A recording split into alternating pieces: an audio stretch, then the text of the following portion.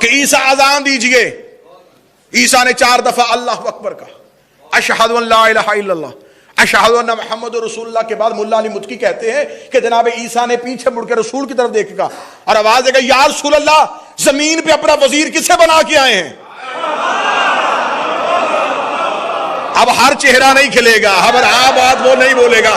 رسول کو پوچھا گیا کہ یا رسول اللہ زمین پہ اپنا خلیفہ کسے بنا کے آئے ہیں؟ فرمایا اسے ہی بنا کے آیا ہو جس کی وجہ سے تو گود مریم میں آیا تھا. اتنا کہنا جناب عیسیٰ نے کہا اشہد ان علی ولی اللہ. عیسیٰ نے ادھر علی ولی اللہ کی گواہی دی, اسی دن ڈیوٹی یہی سونپ دی گئی تھی. آج جیسے چوتھے آسمان پہ گواہی دی ہے, اب آخری کے ساتھ بھی مؤذن بن کے تو ہی جائے گا. سب سے پہلا اعتراض کرنے والا معترض ہمیں یہ کہتا ہے کہ اگر تمہارا امام ہے تو نظر کیوں نہیں آتا؟ جب ہمارے بچے کہتے ہیں کہ ہمارے امام موجود ہیں تو صاحب فوراً سوال کیا جاتا ہے تمہارے امام ہے تو نظر کیوں نہیں آ رہا ہے؟ اگر امام کے نہ نظر آنے کی وجہ سے امام کے وجود کا انکار کیا جائے تو ہمیں اس امام کو درود توسی میں جو اس امام کو پکارا گیا ہے, یہ کہہ کے پکارا گیا وہ غیبت الہیہ, تیری غیبت اللہ کی طرح ہے. جیسا کہ ہمارے دادا استاد قبلہ مرحوم مبلغ اعظم اسماعیل کے سامنے ایک مناظرے پہ مولانا اٹھ کے کھڑے ہو گئے, اس نے کہا جی آپ یہ بتائیں کہ آپ امام کو مبین کہتے ہیں, مبین کا ترجمہ کیا ہوتا ہے؟ قبلہ نے ایک لمحہ سوچے بغیر کہا مبین اسے کہتے ہیں جو دلیل ہو, جو حاضر ہو, جو ناظر ہو, جو روشن ہو. اس نے کہا اگر امام حاضر ناظر اور موجود ہوتا ہے اور امام کا دیکھنا ضروری ہوتا ہے تو تمہارے وقت کا امام تو دیکھ بھی نہیں رہا, وہ تو موجود بھی نہیں ہے. اگر وہ موجود نہیں ہے پھر وہ امام مبین نہیں ہو سکتا. اگر وہ امام مبین نہیں ہے پھر تم اس حجت کے قائل کیوں ہو, اس حجت کا کلمہ کیوں پڑھتے ہو؟ تمہارا امام نص قرآن کے اعتبار سے اگر مبین نہیں ہے, قبلہ نے ایک لمحہ دیر کیے بغیر کہا تو نے جو امام مبین کی آیت نکالی ہے یہ کس سورت سے نکالی ہے؟ اس نے کہا سورہ یاسین سے نکالی ہے. قبلہ نے کہا اسی سورہ یاسین میں خدا اس سے پہلے کہہ چکا ہے انہ لکم عدو مبین, شیطان تمہارا ایک کھلا دشمن ہے, شیطان تمہارا مبین دشمن ہے. قبلہ نے کہا اگر کوئی غائب رہ کے گمراہ کر سکتا ہے تو کوئی غائب رہ کے ہدایت بھی کر سکتا ہے. اگر کوئی غائب رہ کے گمراہ کر سکتا. بسم اللہ سرکار بسم اللہ. پھر تو تقاضا عدل الہی پورا نہیں ہوتا نا. پھر خدا کا عدل کیسا کہ اس نے گمراہ کرنے والا تو رکھا. اب جو اہل علم ہے تھوڑا ایک قدم اور آگے بڑھائیے گا, میں معرفت کے اگلے زینے پہ آپ کو سفر کرواؤں جہاں خدا نے شیطان کو زندہ رکھا اور عدو مبین بنا کے رکھا. اس شیطان کا چیلنج بارگاہ خدا میں قرآن میں کھولیے. اس شیطان نے توحید کو چیلنج کیا کہ میں بیٹھوں گا صراط مستقیم پہ, میں بیٹھوں گا ہدایت کے رستے پہ, میں کروں گا گمراہ انسانیت کو, میں اکیلا نہیں ہوں گا, میرے ساتھ میرے لشکر ہوگا, میرے ساتھ میری فوج ہوگی, میرے ساتھ میرے شیاطین ہوں گے. اور وہ قرآن میں چیلنج کیا کر رہا؟ چیلنج سننا. اس نے کہا میں خون میں صلاحیت کروں گا, میں نطفوں میں صلاحیت کروں گا, میں خون میں چلا جاؤں گا, میں خون کے اندر چلا جاؤں گا. یہاں سے لے کے مرضی کے مولوی کے سر پہ قرآن رکھ کے پوچھو, شیطان کا چیلنج قرآن میں موجود نہیں ہے کہ میں خون کے اندر چلا جاؤں گا. حد ہو گئی ہے, ماننے پہ آؤ تو شیطان کا اختیار مانو کہ وہ خون کے اندر ہوتا ہے. اگر وہ جس کے پاس اپنی طاقت بھی کوئی نہیں, اس کی اپنی ذاتی طاقت تو نہیں نا, اس نے خدا سے مہلت مانگی, جو مہلت مانگ کے خون کے اندر جا سکتا ہے تو جن کے پاس توحید کا کلی اختیار ہو,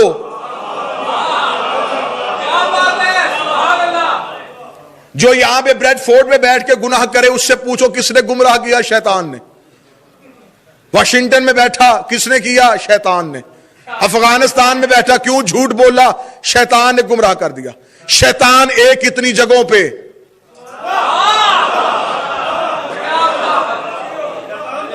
یہ تو قسمت کی بات ہے نا, کوئی شیطان کا اختیار مانتا ہے, کوئی فرزند عمران کا اختیار مانتا ہے. کہ اگر وجود امام کی سب سے بڑی دلیل یہ ہے کہ خدا نے اسے اپنی غیبت کا مظہر بنا کے بھیجا. میں نے پچھلی گفتگو میں گزارش کی تھی کہ خدا آل محمد کے ذریعے سے اپنے کمالات کا اظہار کرتا ہے. خدا ان کے ذریعے سے اپنے کمالات دکھاتا ہے. اگر کسی نے دیکھنا ہو کہ اس کی حمد کیسے کی جاتی ہے تو وہ محمد کو دیکھے. اگر تم نے دیکھنا ہو کہ وہ عظیم کتنا ہے تو پھر اس کا علی دیکھو. اگر اس کا حسن دیکھنا ہو پھر اس کا حسن دیکھو. اگر کریمی دیکھنی ہو پھر حسین دیکھو. اگر کہو کہ وہ غائب کیسے ہے تو پھر اس حجت کو دیکھو. اگر یہ حجت پردے میں نہ ہوتی تو آج غیر مسلم ہمارا گریبان پکڑ کے پوچھ سکتا تھا کہ کیا دلیل ہے تمہارے پاس کہ وہ ہے بھی اور نہیں بھی, کہ وہ خدا ہے اور نظر نہیں آ رہا. خدا نے اس حجت کو پردے میں رکھ کے توحید کی دلیل کو زندہ رکھا, کیونکہ حجت کا مطلب ہی دلیل ہوتا ہے. یہ ہے حجت اللہ, اللہ کی دلیل. اللہ دعویٰ ہے, 14 دلیل ہے.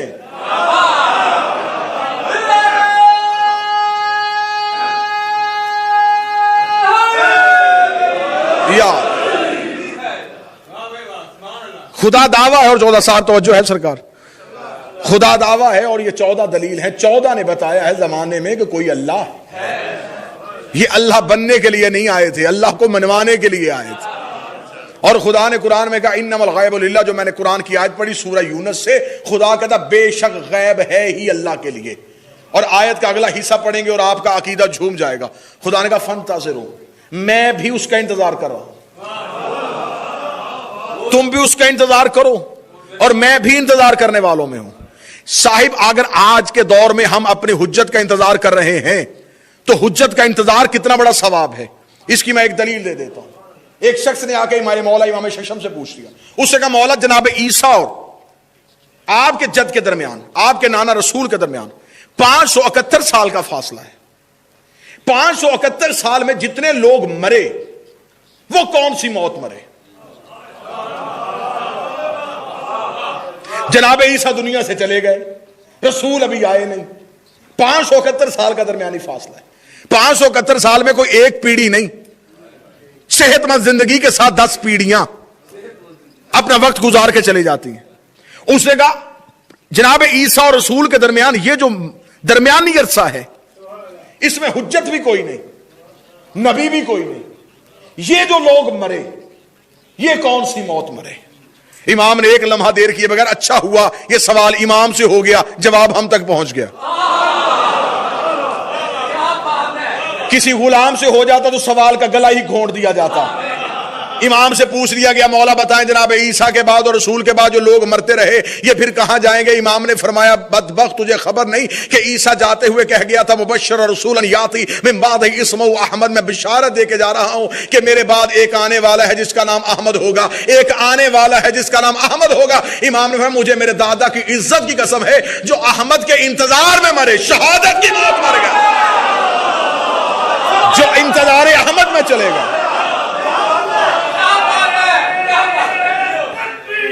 اللہ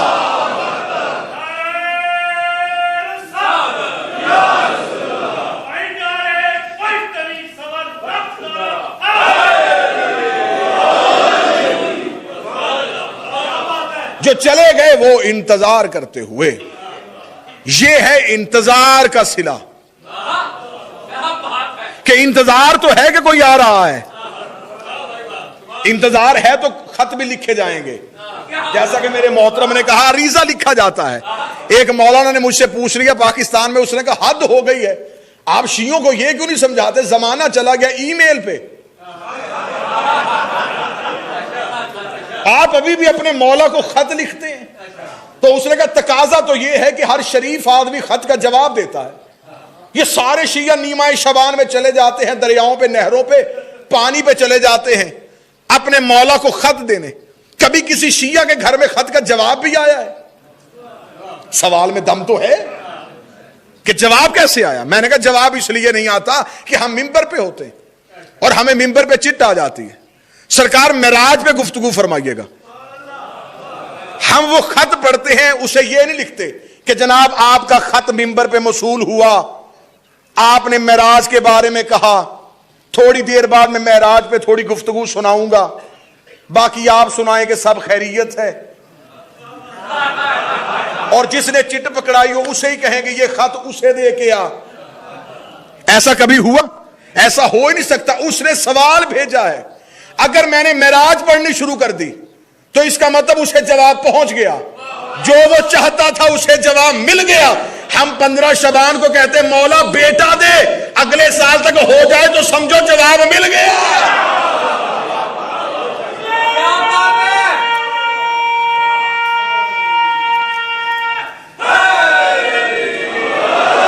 اور آپ بھی ماشاءاللہ اعمال کے بعد عریضے لکھیں گے, جائیں جا کے پوچھئے گا. عریضہ جو ہے, عریضہ امام کو نہیں دیا جاتا, امام کے ایک نوکر حسین بن روح کو دیا جاتا. حسین بن روح کو کہا جاتا ہے کہ حسین بن روح صدق تو, میں بھی تجھ پہ قربان, میرے باپ بھی تجھ پہ قربان.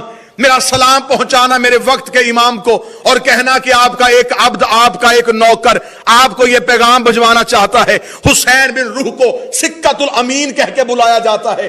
انت سکت الامین, تو ہے بہترین امانت دار, ہماری یہ امانت ہمارے مولا تک پہنچا دے. اب جتنے میرے مولا کا جشن سننے کے لیے آئے ہو, مجھے بتاؤ جس نے بیڈ فورڈ پہ خط دیا اس نے بھی حسین بن روح کو دیا, جس نے لندن میں دیا اس نے بھی حسین بن روح کو دیا, جس نے پاکستان میں دیا اس نے بھی حسین بن روح کو دیا, جس نے ہندوستان میں دیا اس نے بھی حسین بن روح کو دیا, جس نے افغانستان میں دیا اس نے بھی حسین بن روح کو دیا. مرضی کے مولوی کے سر پہ کنار رکھ کے پوچھ, یہ حسین بن روح کسی نبی کا نام تو نہیں ہے, کسی پیغمبر کا نام تو نہیں ہے, کسی معصوم کا نام تو نہیں ہے, یہ میرے مولا کا نوکر, یہ میرے مولا کا نوکر یہاں بھی حاضر ہے, وہاں بھی حاضر ہے, وہاں بھی موجود ہے. تو جس امام کا نائب اتنی جگہ پہ ہو سکتا ہے, محمد کا نائب کہاں کہاں نہیں ہو سکتا.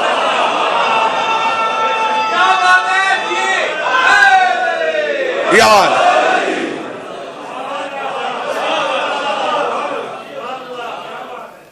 امام موجود ہے لیکن امام ہماری نظروں سے غائب نہیں, ہماری نظروں کے آگے پردے. امامت پردے میں نہیں, امام پردے میں نہیں, ہماری نظروں کے آگے اتنے پردے ہیں کہ ہم حجت کو دیکھ نہیں رہے. جائیں جا کے توقیحات پڑھیں, کثرت کے ساتھ ان کا مطالعہ کریں. ہزاروں لوگ ہیں جو امام سے ملاقات کر چکے ہیں. آیت اللہ سید حسن ابتہی نے کتاب لکھی ہے 3 جلدوں میں, ملاقات با امام زمان. جو لوگ امام سے ملاقات کا شرف حاصل کر چکے ہیں. امام فرماتے ہیں کہ ہم, میرے مولا کے توقیحات میں میرے مولا نے فرمایا کہ میں ہر شیعہ کو زیارت کرواتا ہوں اس کی معرفت کے مطابق.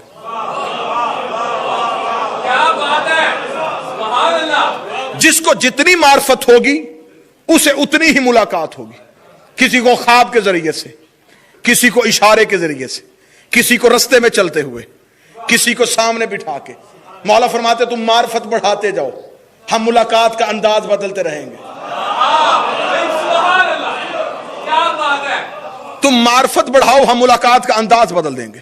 میرے مولا کا واضح فرمان ہے, میرے مولا نے کہا جب میرا آخری فرزند ظہور کرے گا ہر شیعہ مولا کو دیکھ کے کہے گا کہ آپ کو تو میں نے پہلے دیکھا ہوا. اتنی کثرت کے ساتھ مولا ملاقات کرتے اور باقاعدہ نشانیاں کتابوں میں موجود ہیں. آج کہتے ہیں صاحب امام سے ملاقات نہیں ہو سکتی. کیسے نہیں ہو سکتی؟ امام سے ہر جگہ پہ ملاقات ممکن ہے. جیسے کہ بہت مشہور واقعہ بچوں کو بھی یاد ہے, وہ جو اناروں پہ نام لکھ دیے گئے تھے اور مہلت مانگ لی گئی تھی 3 دن کی. علماء نے 3 دن کی مہلت مانگی, 30 دن کی شام کو امام آئے. علماء کے سروں سے امامے اترے ہوئے تھے, رو کے کہنے لگے مولا 3 دن ہو گئے بھوکے پیاسے فریاد کرتے ہوئے, 30 دن کی شام کو کیوں آئے؟ امام نے فرمایا تمہارے عقیدے کی وجہ سے. مولا عقیدہ ہمارا اتنا بلند تھا کہ ہم نے آپ کو یاد کیا, یا صاحب الزمان الاجل کہہ کے آوازیں دیتے رہے. امام نے فرمایا تم نے 3 دن کی مہلت مانگی کیوں تھی؟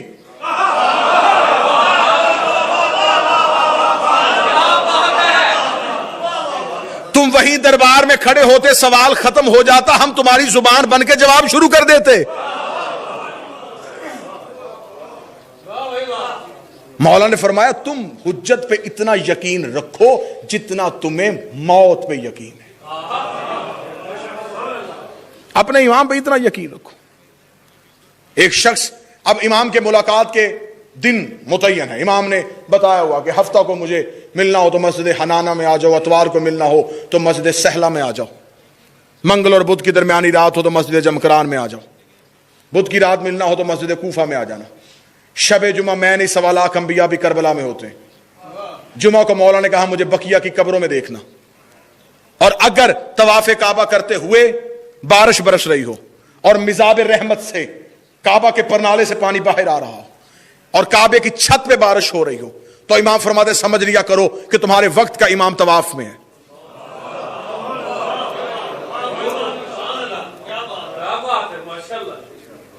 ایک شخص نے مولا کو خط لکھا, اس نے خط میں لکھا کہ مولا آپ بتائیں کہ آپ سے ملاقات کرنے کے لیے کتنے دن کا چلہ ضروری ہے. امام نے فرمایا جب تم گھر میں بیٹھے ہوئے روتے روتے چپ ہو جاتے ہو تو تمہیں پتا ہے تمہیں کون چپ کرواتا ہے؟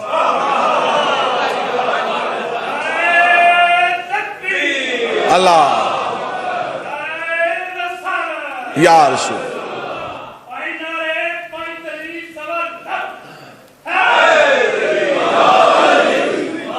درود سارے صاحبان مل کے بلند آواز سے پڑھیے گا. بسم اللہ سر, بسم اللہ سر, اجازت سر. علامات مولا کے ظہور کی کہ مولا کہ ظہور سے پہلے کون سی علامتیں ہوں گی, اور علامتیں مکمل ہونے کے قریب پہنچ گئیں. امام سے پوچھا گیا کہ میرے مولا جب آپ کے فرزند کا ظہور قریب ہوگا تو واضح ترین نشانی کیا ہوگی؟ مولا نے فرمایا کہ لوگ ہمارے ہی دین سے پھرنا شروع ہو جائیں گے. جب امام آ کے حقیقی دین کو بیان کریں گے تو اس دور کے دیندار کانوں میں انگلیاں دے کے کہیں گے ہم نے تو یہ دین پہلے سنا ہی نہیں تھا. اسی لیے امام کو کہا جاتا ہے صاحب دعوت نبویہ, نبی کی طرح دعوت دینے والا. نبی سے پہلے بھی دین کی الف بے کا کسی کو نہیں پتا تھا. امام جب ظہور فرمائیں گے, جو درود توسی میں قبلہ کہا جاتا ہے صاحب دعوت نبویہ, یہ اس لیے کہا جاتا ہے کہ امام نبی کی طرح دعوت دیں گے. زمانہ ایسے گمراہ ہو گیا ہوگا جیسے نبی سے پہلے تھا, اور امام دعوت دیں گے. اور جو مؤذن آئے گا امام کے ساتھ وہ مریم کا بیٹا ہوگا. اب یہاں پر آ کے ایک معرفت کا موتی ہے جو میں آپ کے حوالے کرنا چاہوں. سریلا نبی سب سے زیادہ داؤد تھا, لہن تھا ان کے پاس, کمال آواز تھی ان کے پاس, لیکن مؤذن جو ہے جناب عیسیٰ کو کیوں رکھا گیا؟ ملا علی متکی قاری اہل سنت نے کنز العمال میں لکھ دیا.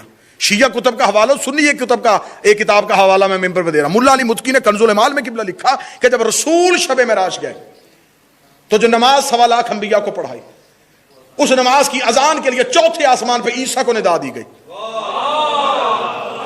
کہ عیسیٰ اذان دیجئے.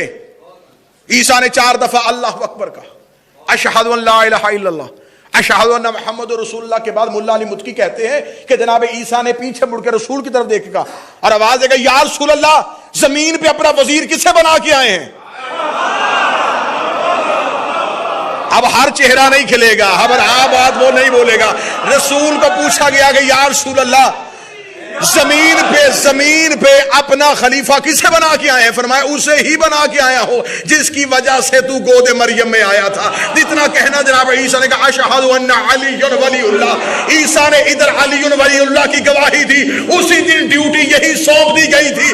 آج جیسے چوتھے آسمان پہ گواہی دی ہے, اب آخری کے ساتھ بھی مؤذن بن کے تو ہی جائے گا.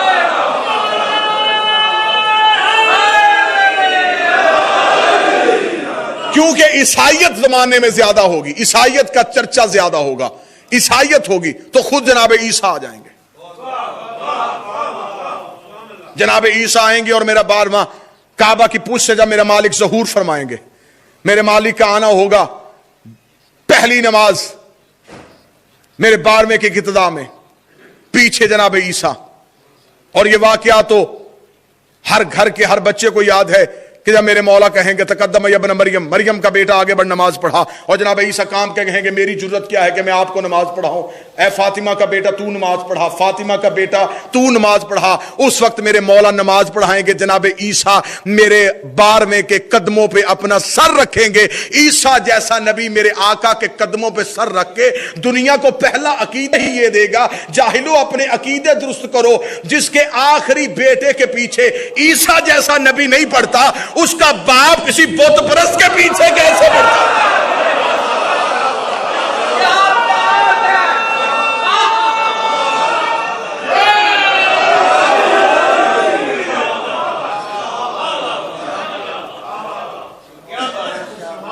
فرمایا اس دور میں مشکل ترین کام ہوگا اپنے عقیدے کا تحفظ کرنا، نت نئی دین کی ایجادات جنم لیں گی۔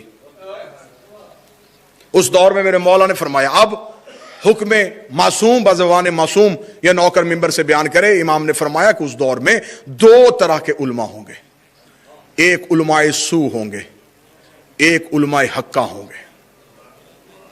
مولا اس دور میں حجت تو ہوگی کوئی نہیں، معصوم ہوگا کوئی نہیں، کیسے پتہ چلے گا کہ صحیح عالم کون ہے؟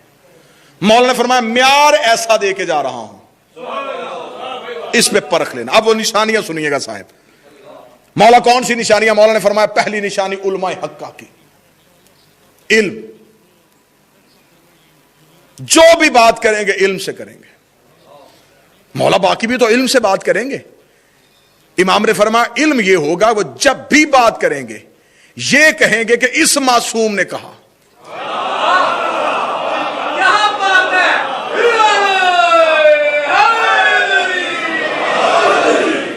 اگر وہ یہ کہیں گے میں نے یہ کہا، اب میں تو منبر سے جو چیزیں کتابوں میں ہیں وہ بیان کر رہا ہوں، اگر کہیں کہ میں نے یہ کہا تو سمجھ لینا علماء حقہ میں سے۔ معصوم سے بات شروع کریں گے، معصوم پہ ختم کریں گے، کیونکہ وہ ہمارا پیغام تم تک پہنچائیں گے، اپنی طرف سے دین میں تبدیلی نہیں کریں گے۔ مذہب اہل بیت میں قیاس حرام ہے، قیاس نہیں کریں گے، معصوم سے بات شروع کریں گے، معصوم پہ ختم کریں گے۔ مولا دوسری نشانی فرمائے حلم، بردباری، برداشت۔ سوال کرنے والا 70 دفعہ بھی جہالت اور بدتمیزی سے پوچھے، یہ 70 دفعہ بھی جواب حلم سے ہی دیں گے۔ ان کے ماتھے پہ شکن نہیں آئے گا، یہ پریشان ہو کے گفتگو نہیں کریں گے۔ مدینے کی ایک عورت میری شہزادی کونین کے پاس ایک ہی سوال لے کے 20 دفعہ آئی، بار بار آئی اور وہی سوال پوچھے۔ 20ویں آ کے اس نے آقا زادی سے پوچھا بی بی میں بار بار سوال بدل رہی ہوں، بار بار آ رہی ہوں، بی بی آپ کہیں اس بات پہ ناراض تو نہیں ہو رہی؟ شہزادی کا جواب سنیے گا۔ میری آقا زادی نے کہا اگر یہاں 20 سونے کے ڈھیر ہوں تو پہلی دفعہ آئے اور ایک ڈھیر اٹھا لے، دوسری دفعہ آئے اور پھر دوسرا ڈھیر اٹھائے، تو بتا تجھے 20 ڈھیر اٹھانے میں کوئی تکلیف تو نہیں ہوگی؟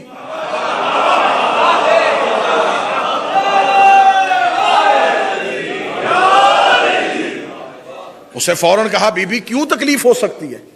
بی بی نے فرمایا بس ایسے ہی ہے، علم کے ساتھ کسی کو جواب دینا اتنی ہی نیکیاں کمانے کے مترادف۔ کیا بات ہے، ماشاءاللہ، سبحان اللہ۔ میرے مولا نے فرمایا تھا، کتنا خوبصورت جملہ میرے مولا امیر المومنین کا، مجھے زندگی سے زیادہ پیار ہے میرے بادشاہ کے جملے سے۔ میرے مولا نے فرمایا کہ اگر انسان وہاں پہ رک جائے جس سے آگے وہ جانتا ہی نہیں تو اختلاف نہ ہو۔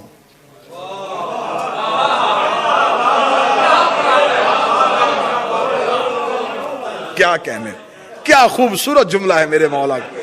اگر انسان وہاں پہ رک جائے جہاں سے آگے وہ جانتا ہی نہیں تو اختلاف پیدا نہ ہو۔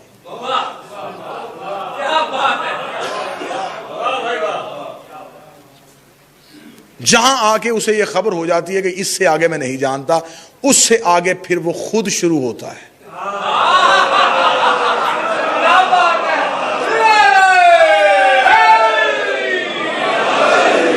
جہاں خود شروع ہو پھر وہ نقص آ جاتا ہے۔ امام نے فرمایا علم، حلم، خاموشی، یہ علماء حقہ کی نشانی. امام کی رات ہے، میں آپ کو امام کا پیغام سنا رہا ہوں. علم ہوگا، حلم ہوگا، خاموشی ہوگی. خاموش رہیں گے، دنیاوی کاموں میں اپنے آپ کو الجھائیں گے نہیں. اچھا مولا یہ تو علماء حقہ کی نشانی ہو گئی، علماء سو کی نشانی. امام نے فرمایا پہلی نشانی سگان دنیا ہوں گے، دنیا کے کتے ہوں گے. اگر ہمارے کسی عالم کو کسی امیر کے دروازے پہ دیکھو تو سمجھ لینا علماء سو ہے، اور اگر عمرہ کو ان کے دروازے پہ دیکھو تو سمجھ لینا علماء حق ہے.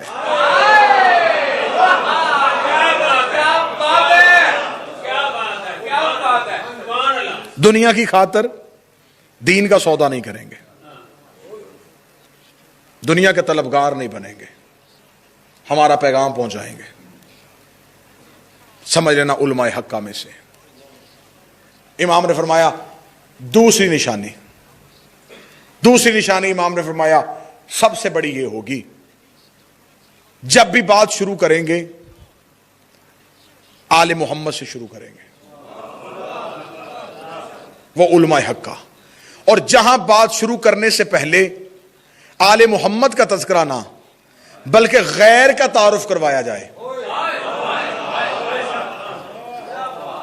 اب کاش ایک لمحے کے لیے آپ مجھے مہلت دیں تو میں اس سے آگے چلا جاؤں. آپ طرفین کی جتنی بھی کتابیں اٹھا کے دیکھیں، وہاں سب سے پہلے کا کالا ابی ہریرہ،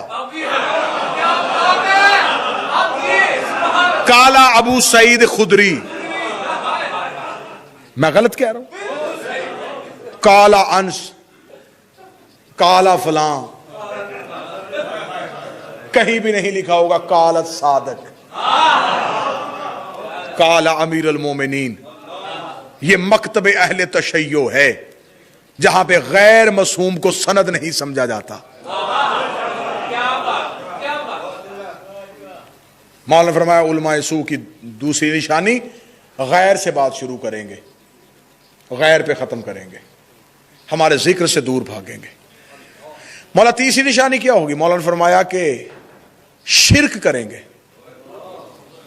مولا شرک کیا کریں گے؟ اب میں ممبر پہ ہوں، باوضو ہوں، کتاب کا حوالہ میں دوں گا.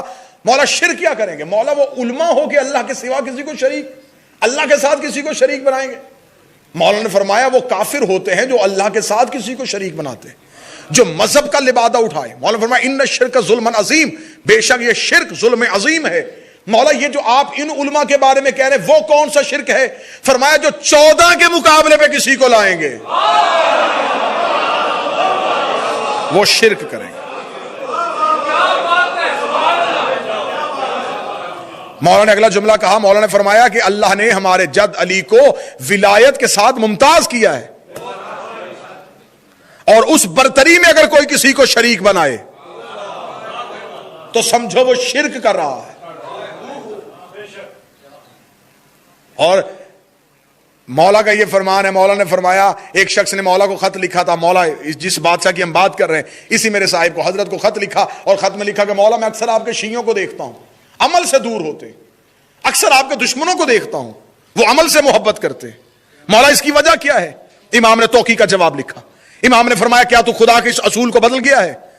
کیا تو قرآن کی اس آیت کو بھول چکا ہے کہ قیامت والے دن حسنات کو سیئات میں بدلا جائے گا، سیئات کو حسنات میں بدلا جائے گا؟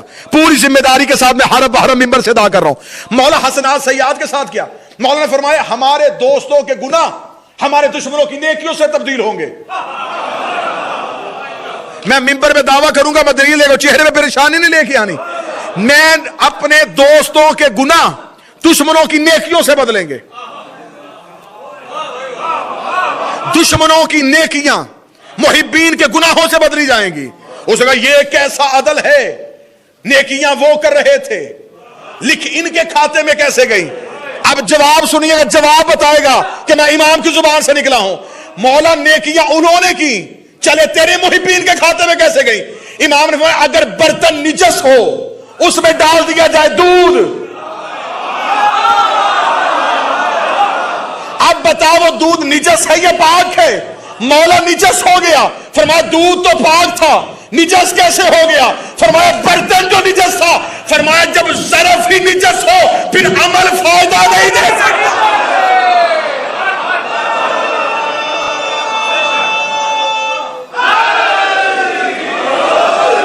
جب ظرف ہی نجس ہو.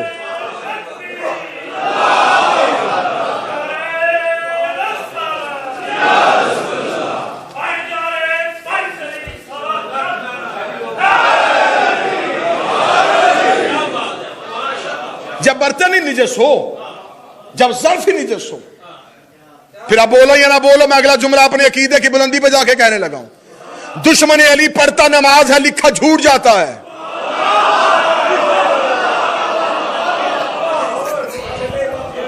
فرمان معصوم ہے کہ کرتا عبادت ہے, لکھا گناہ جاتا ہے. عبادت وہ نہیں جسے تو چاہے.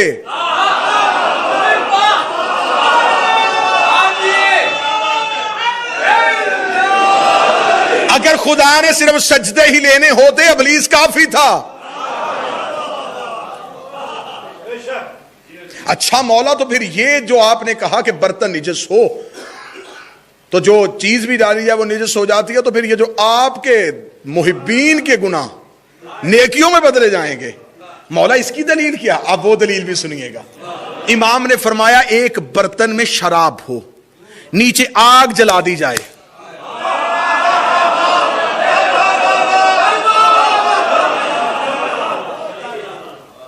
اب وہ عصر شراب ختم, پیچھے رہ گیا سرکہ.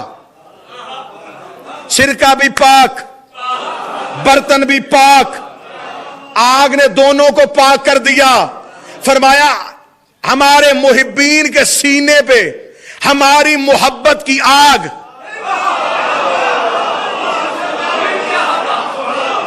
گناہوں کو ختم کر دیتی. لیکن مولا نے فرمایا کہ ہو ہمارا شیعہ. شیعہ کی علامت کیا ہے؟ مولا نے فرمایا شیعہ کی علامت ہو ایک دل میں دو چیزیں رکھتا ہو. اب یہ مولا کے فرمانے میں مولا کی توقیحات آپ کو پڑھنا. 3-4 میں یہ تحفے لے کے آیا تھا, میں پہنچاؤں. مولا آپ کے شیعہ کی علامت کیا؟ مولا نے فرمایا ایک دل میں دو چیزیں رکھتا ہوں. مولا کون سی؟ فرمایا آدھے حصے میں خوف رکھتا ہوں, آدھے میں امید رکھتا ہوں.